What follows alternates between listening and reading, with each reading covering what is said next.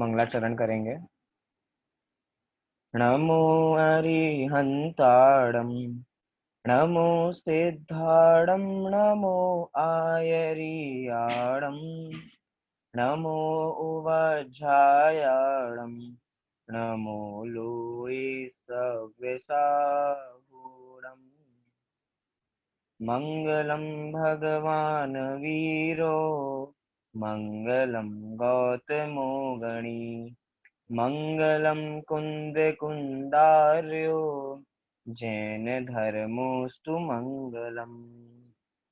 आत्मा ज्ञानम स्वयं ज्ञानम, ज्ञानादन्यत् करोति किम, परभावस्य कर्तात्मा, मोहोऽयं व्यवहारिणाम्। अज्ञानतिमिरान्धानां, ज्ञानाञ्जनशलाकया चक्षुरुन्मीलितं येन, तस्मै श्रीगुरुवे नमः। तस्मै श्रीगुरुवे नमः।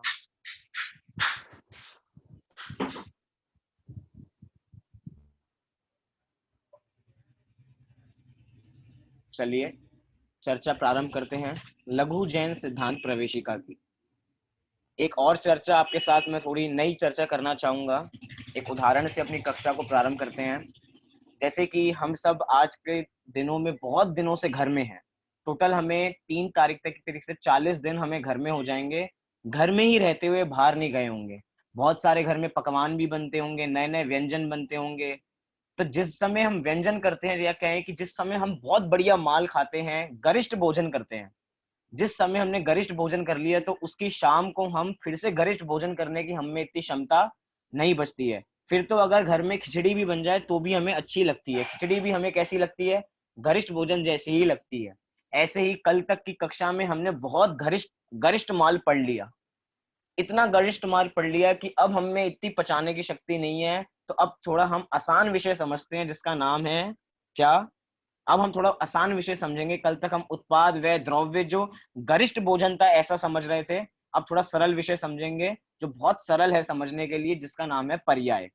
वैसे तो देखा जाए जो जितने भी ज्ञानी जन होते हैं, ज्ञानी जीव जितने भी होते हैं, उनका वास्तविक आहार क्या होता है? एक बार सोच के देखिए। जितने भी ज्ञानी जन है उनका वास्तविक आहार होगा तो क्या होगा?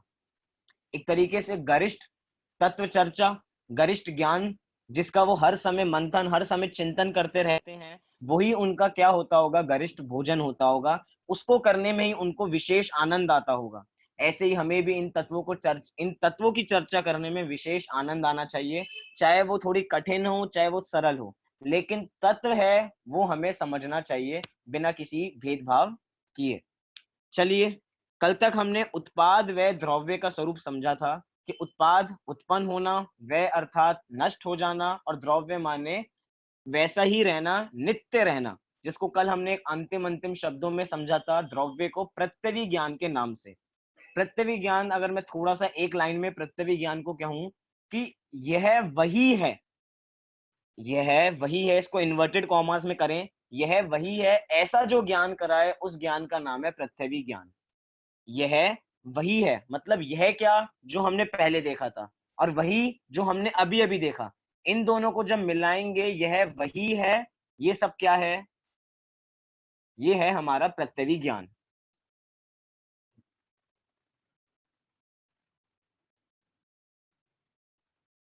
एक सेकेंड।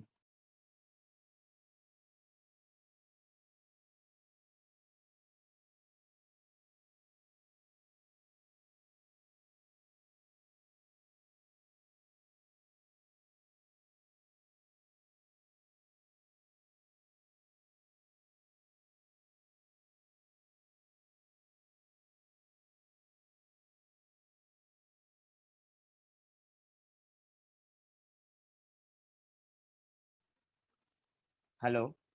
हाँ जी।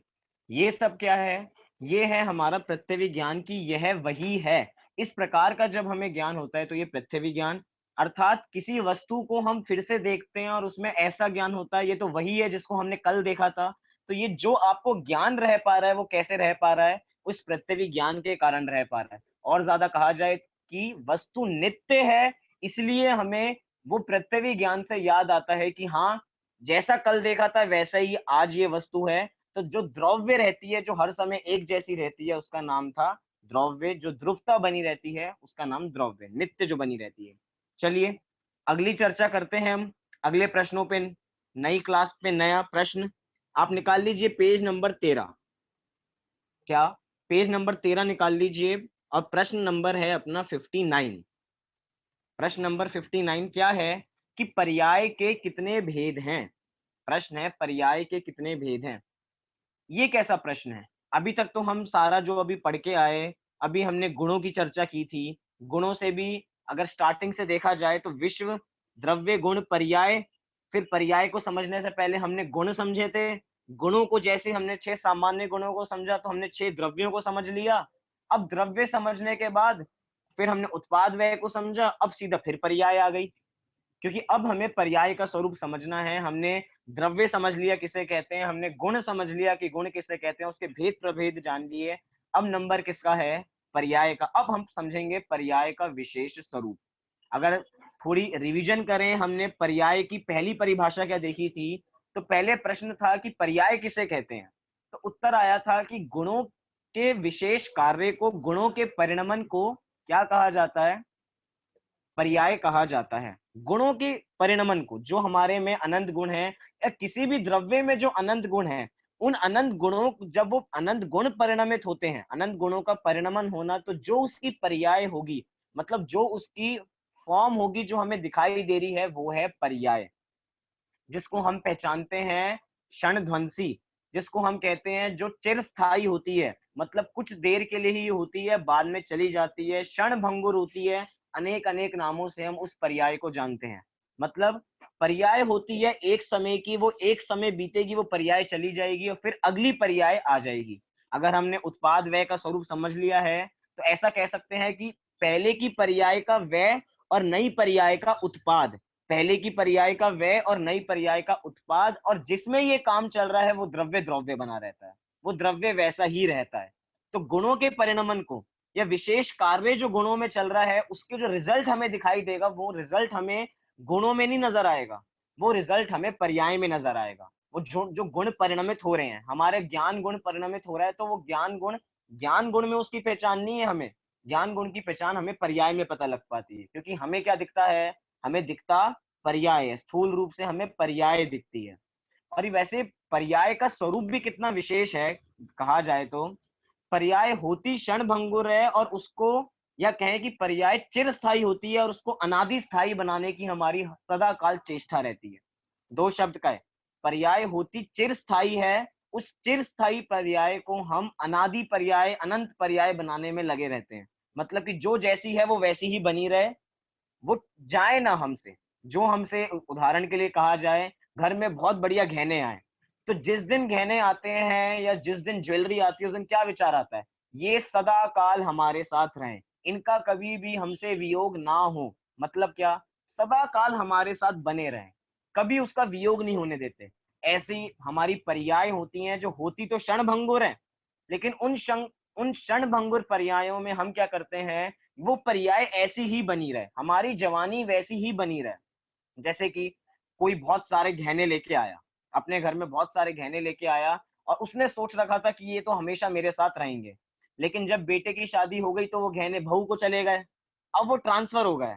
अब जिसने सोच रखा था कि ये गहने तो सदा काल मेरे पास रहेंगे, लेकिन मेरे पास तो रहे नहीं, पुश्तैनी थे, आगे बढ़ गए। मतलब कि हमारी मान्यता क्या है कि वो चीज हमारे साथ सदा काल रहेगी। लेकिन हमें प्रत्येक वस्तु का स्वरूप पता होना चाहिए कि कोई भी वस्तु सदा काल हमारे साथ नहीं रहती है। जिसका भी संयोग होता है उसका वियोग होता ही है। एक तरीके से जो भी पर्याय हैं वो एक समय का संयोग ही तो है। जिस एक समय के संयोग की जो पर्याय है, हम उसको अनंत काल तक बनाना चाहते हैं, अनंत काल हमारे साथ बनी रहे, ऐसा ऐसा हम चाहते हैं। जैसे कि हम चाहते हैं कि हम कभी बूढ़े ना हो, सदैव जवान बने रहें। मैं अगर वास्तव में बता रहा हूँ, हम सब बातें तो बहुत बड़ी बड़ी करते हैं कि हम पर्याय दृष्टि नहीं करते, हम द्रव्य दृष्टि करते हैं, हम पर्याय पे दृष्टि भी नहीं करते हैं। लेकिन एक बार सोच के देखिए, अभी टीवी में न्यूज आए, मार्केट में एक बहुत बढ़िया क्रीम लॉन्च हुई है, जिस क्रीम को लगाने से हमारी उम्र 20 साल कम हो जाती है।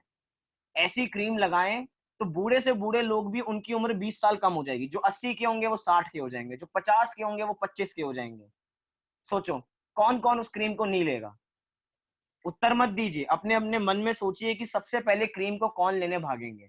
बहुत ऐड आते हैं टीवी पे, कुछ कह रहे हैं कि हाँ हम तो लेने भागेंगे, हमें हमें जवान होना है। लेकिन एक बार कल्पना करके देखिए, क्या जवान हो सकते हैं? ये प्रकृति है कि अगर जवानी आई है तो जवानी जाएगी, अब बुढ़ापा भी आएगा। अगर इस त्रिकाल सत्य को हम एज इट इज एक्सेप्ट कर ले तो हम सुखी रह सकते हैं। और अगर हर समय उसको बदलने का प्रयास करेंगे या उस एक पर्याय को हर समय वैसे ही बनाने का प्रयास करेंगे तो हम सदैव दुखी रहेंगे। क्या रहेंगे? सदैव दुखी रहेंगे। मतलब हम इतना सा फॉर्मूला याद करें कि जो एक समय की पर्याय है, जो क्षणभंगुर पर्याय है, जो एक समय बाद चली जाएगी, उसको सदा काल अपने साथ रखना ये कोई समझदारी नहीं है। थोड़े दिन पहले कहा था, एक तरीके से मुर्दे के साथ जीना है, मुर्दे के साथ।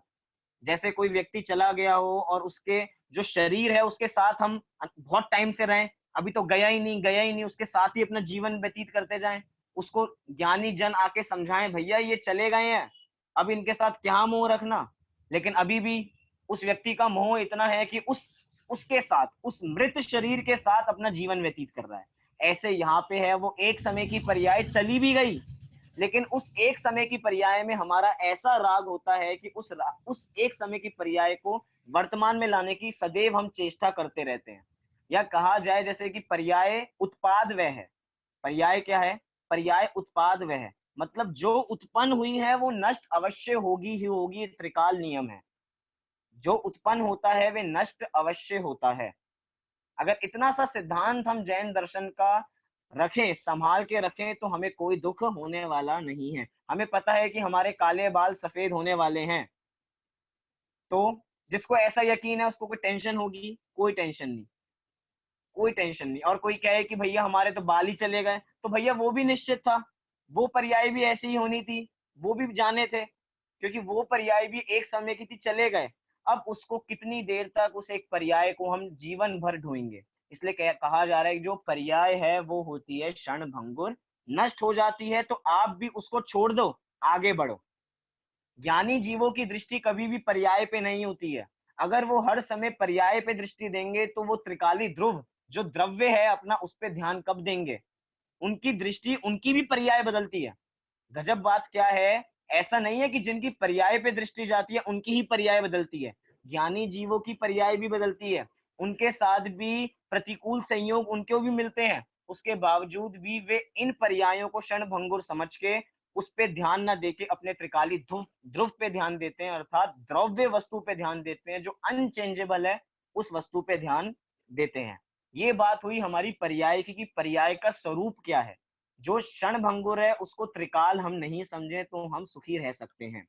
अब थोड़ी हम चर्चा को आगे बढ़ाते हैं। ये तो एक तरीके से हमारे भूमिका हुई, प्रस्तावना हुई हमारे विषय में प्रवेश करने की, जिसको मैंने खिचड़ी नाम दिया था कि अब सरलता हो गई है। अब एक तरीके से अब फिर से गरिष्ठ भोजन खाने के लिए तैयार हो जाइए, गरिष्ठ चर्चा करने के लिए तैयार हो जाइए।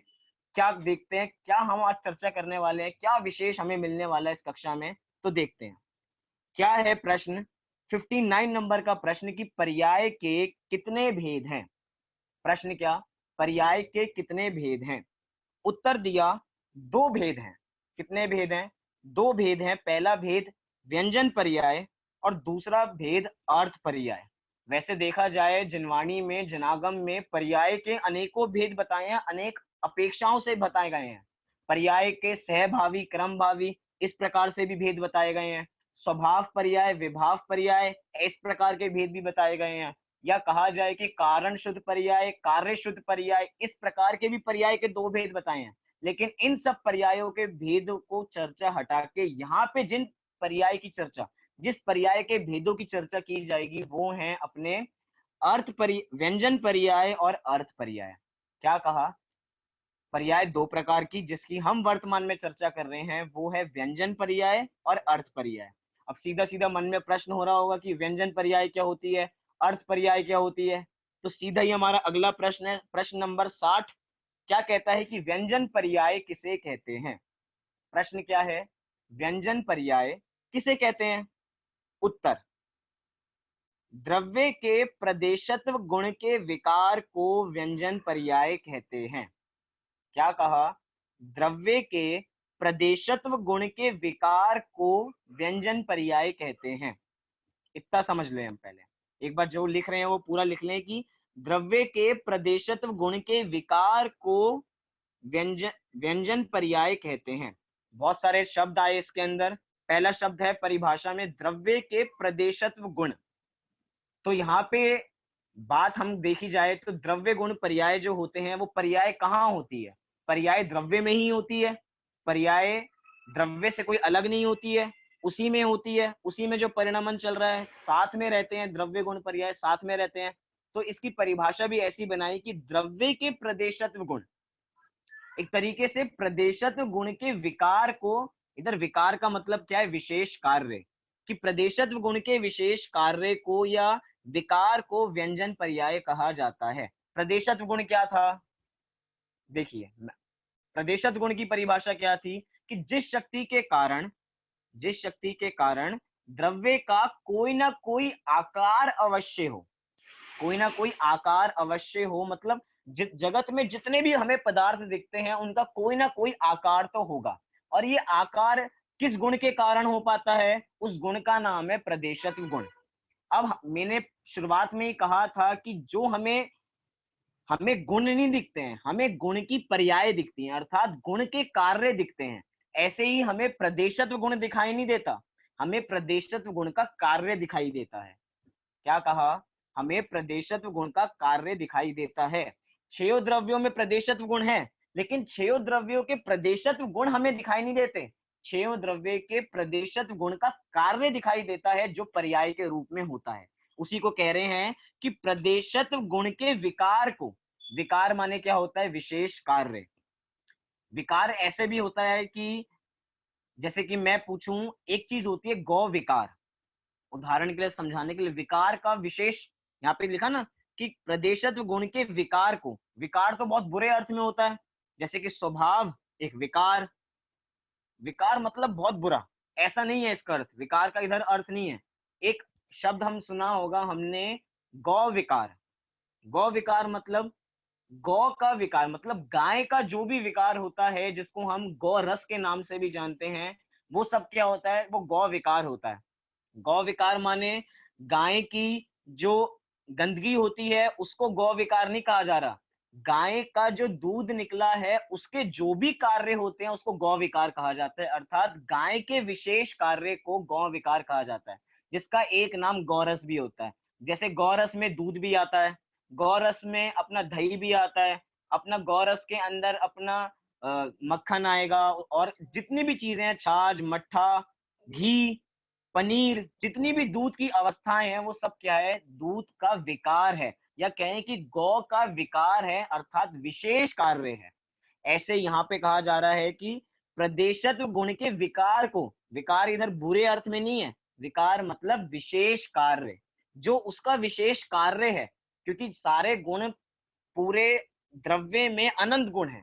उन अनंत गुणों में से एक गुण क्या है? प्रदेशत्व गुण। और वो प्रदेशत्व गुण क्या काम करता है? द्रव्य को आकार देने का काम करता है। और वो आकार हमें कैसे नजर आता है? वो आकार हमें पर्याय में नजर आता है, हमें गुण में नजर नहीं आता।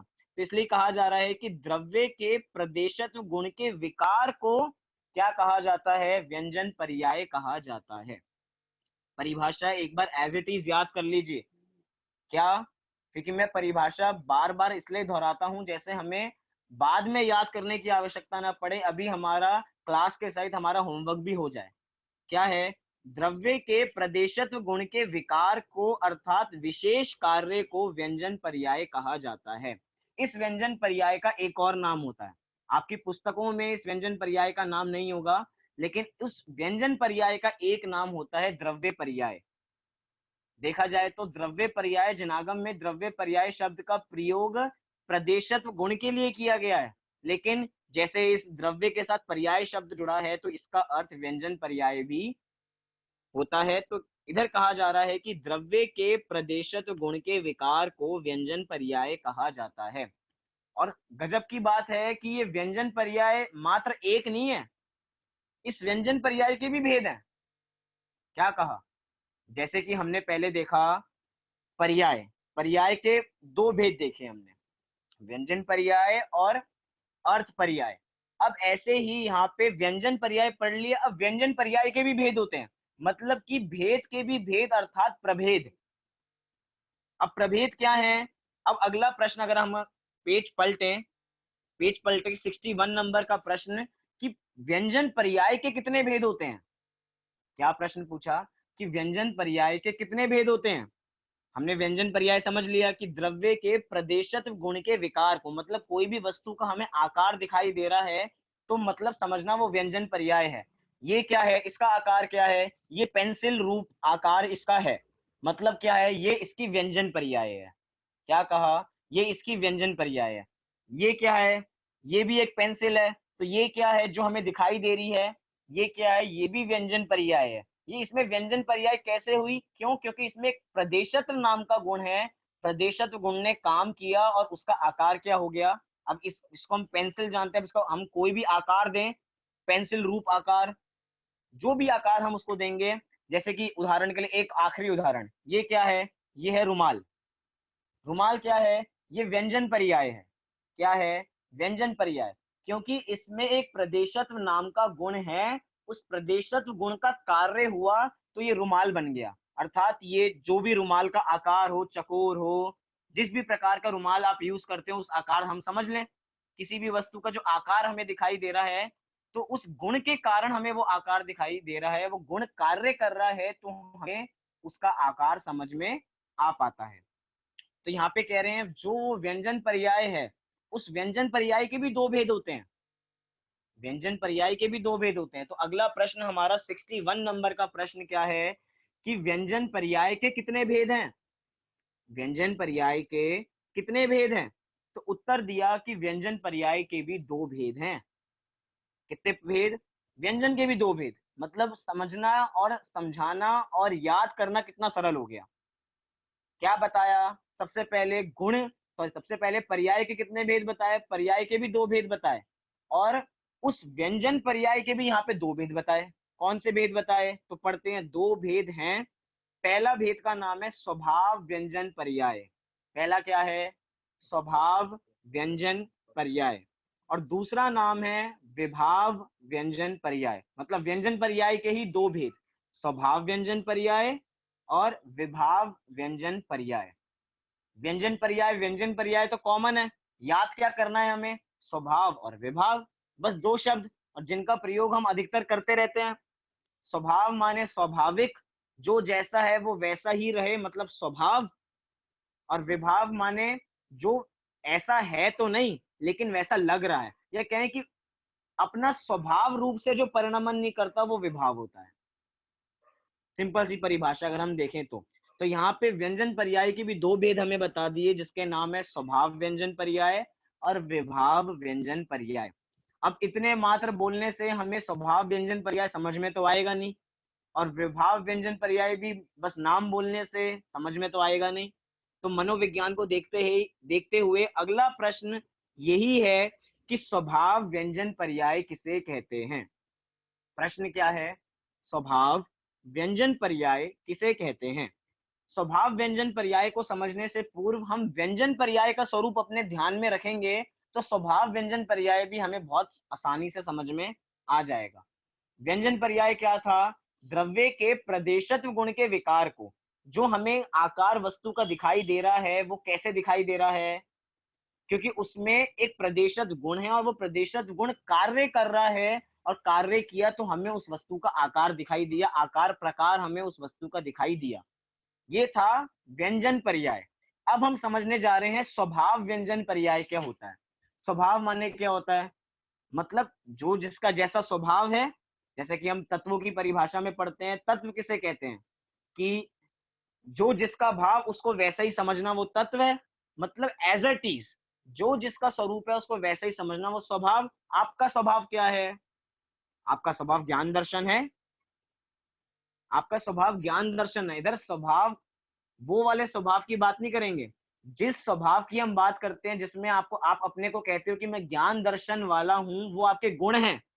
लेकिन यहाँ पे स्वभाव शब्द का अर्थ पर्याय के साथ जुड़ के अर्थ करना, समझना, थोड़ी होगा, थोड़ा समझने में मजा भी खूब आएगा। यहाँ पे क्या कहा जा रहा है, स्वभाव शब्द का प्रयोग भी बहुत जगह किया जाता है। स्वभाव शब्द का एक जगह मतलब कि आपका स्वभाव क्या है, बहुत जगह प्रयोग करते हैं लौकिक जीवन में।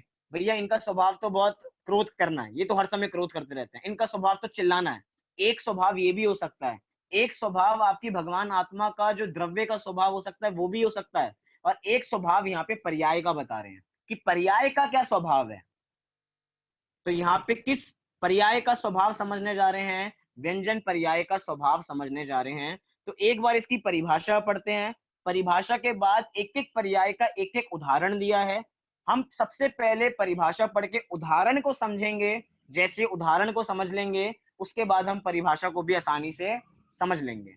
समय है अपने पास, चलिए।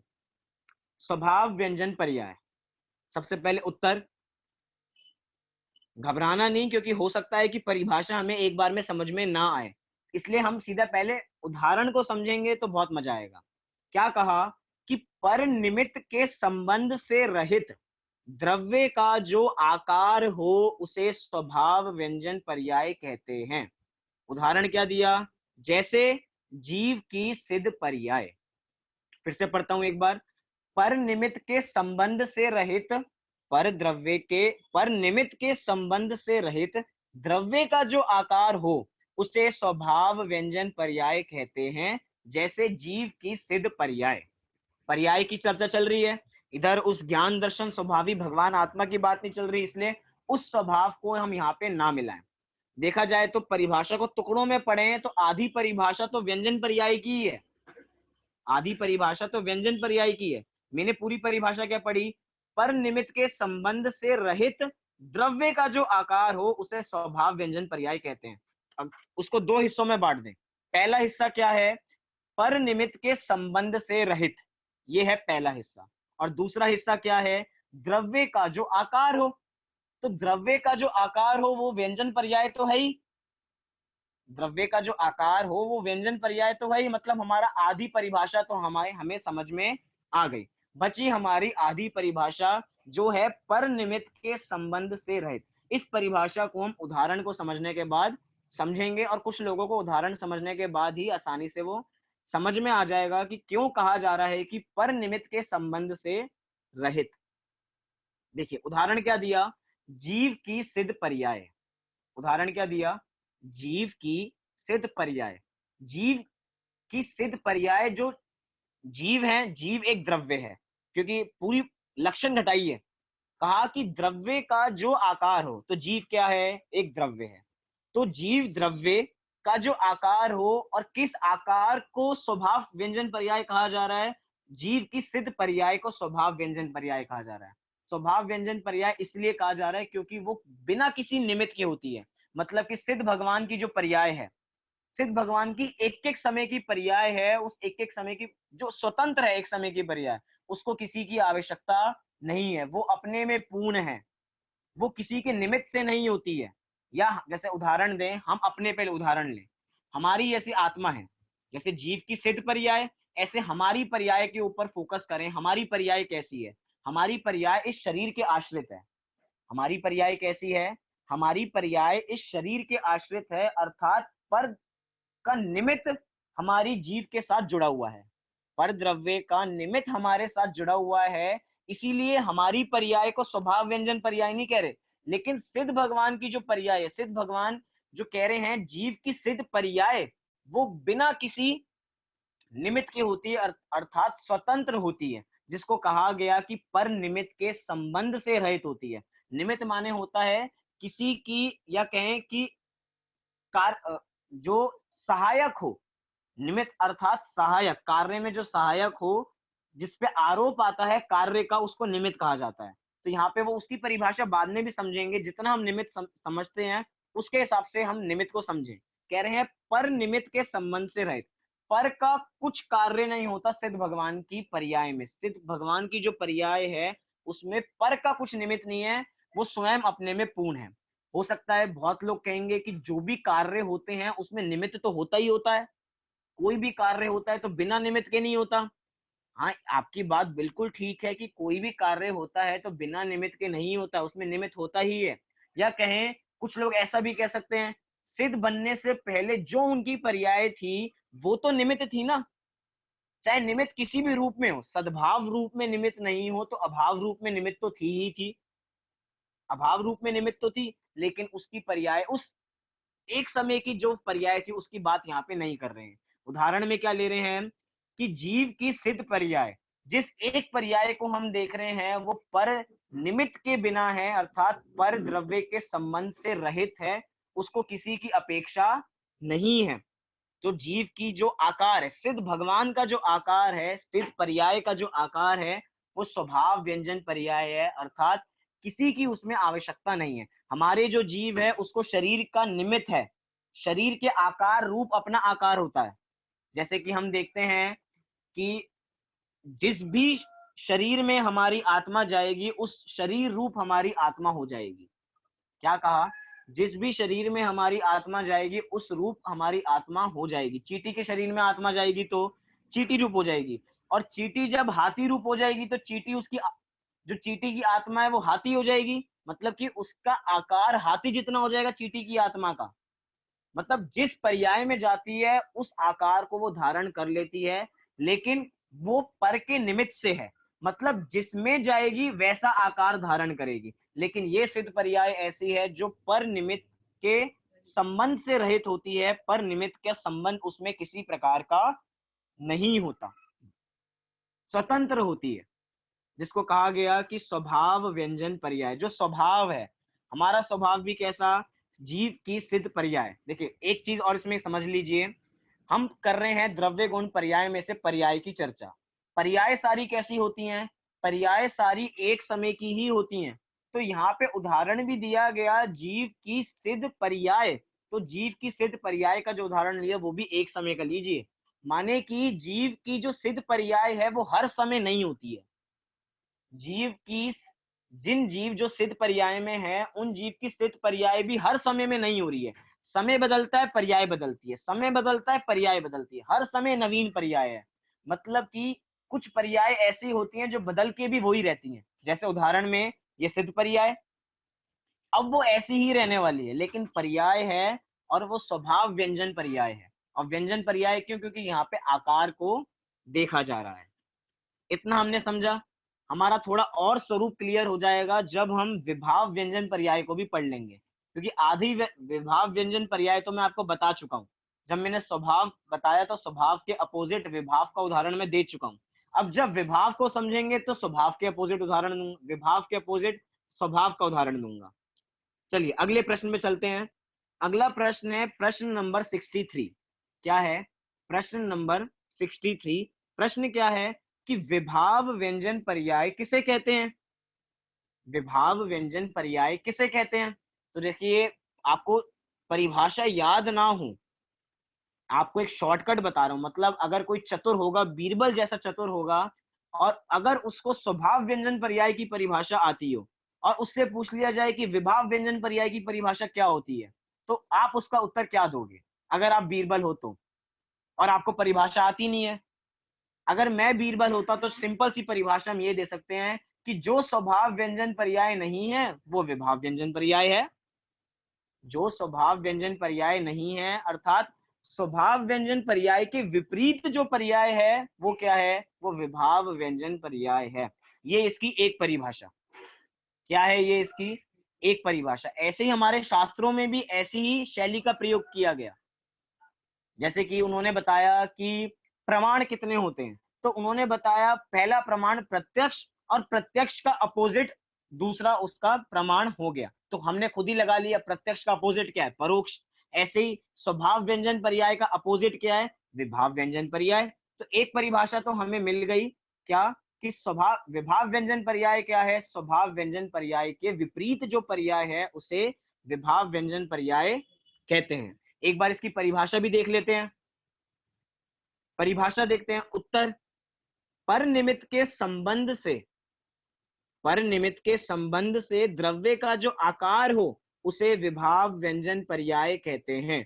जैसे जीव की नर नारकादिक पर्याय।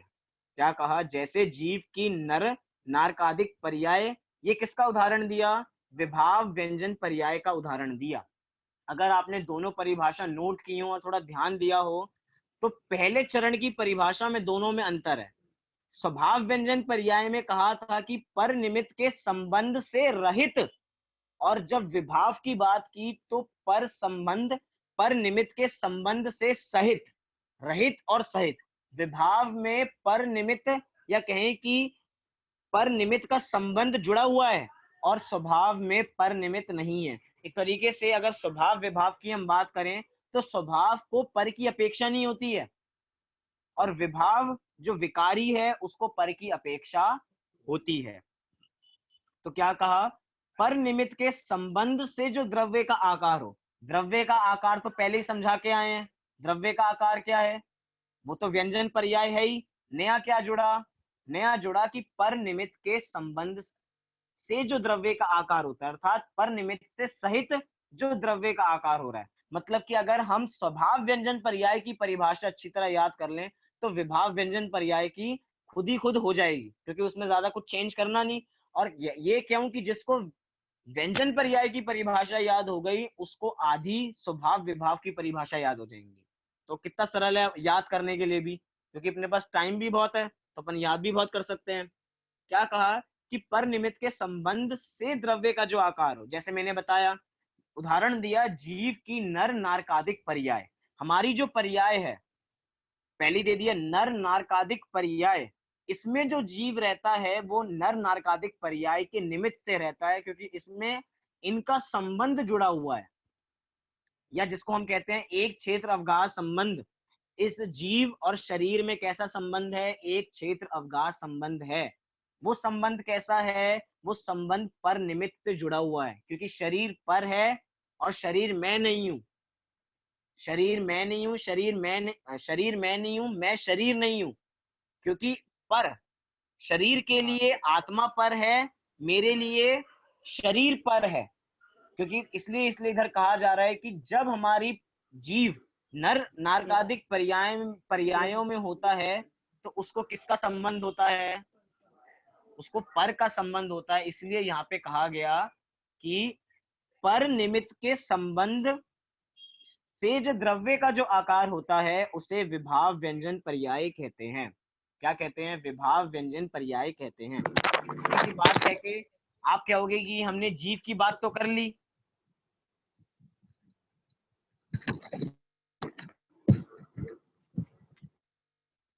आप लोग कहोगे कि हमने जीव के उदाहरण तो बहुत दिए, एक दो पुद्गल के उदाहरण भी देके बताएं।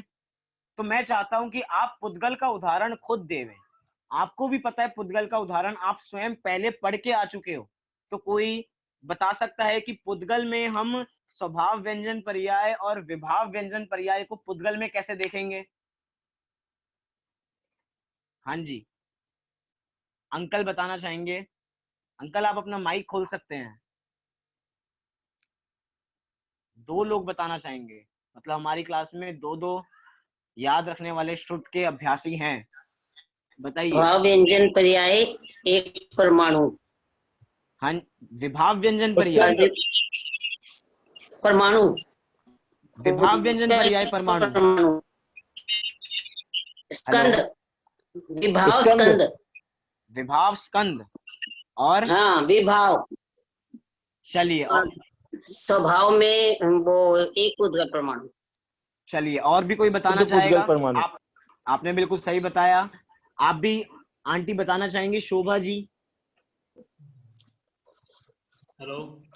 हेलो, ये स्वभाव व्यंजन पर्याय तो पुद्गल परमाणु जैसे बताया इन्होंने, और विभाव व्यंजन में कोई भी चीज, मोबाइल फोन है, पेन है, स्टूल है, तो ये सब विभाव हाँ, व्यंजन। वो भी बात है। बहुत बहुत बढ़िया आपने बताया।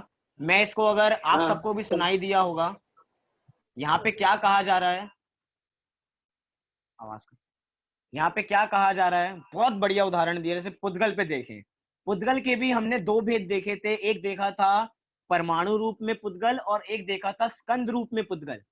तो अब बताइए, स्कंद रूप में जो पुद्गल है, जो सिंगल है, अकेला है, वो अर्थात पर निमित्त के संबंध से रहित है, वो एक पुद्गल परमाणु, तो वो कहाँ जाएगा, स्वभाव व्यंजन पर्याय में जाएगा या विभाव व्यंजन पर्याय में जाएगा? स्वभाव में या विभाव में? स्वभाव में जाएगा, क्योंकि वो स्वभाव है उसका। जिसको मैंने कहा था जब हमने परमाणु को समझा था, तो परमाणु को कहा था कि परमाणु पुद्गल की एक शुद्ध अवस्था है और स्कंद क्या है? एक अशुद्ध अवस्था है।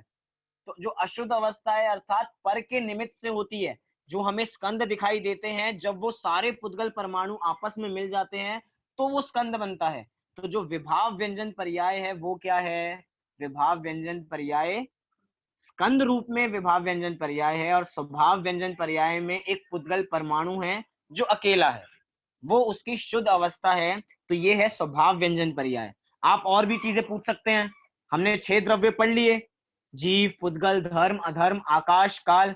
इसमें से आप बताइए, जीव और पुद्गल की तो हमने स्वभाव और विभाव व्यंजन पर्याय देख ली। अब बताइए धर्म, अधर्म, आकाश, काल की स्वभाव व्यंजन पर्याय।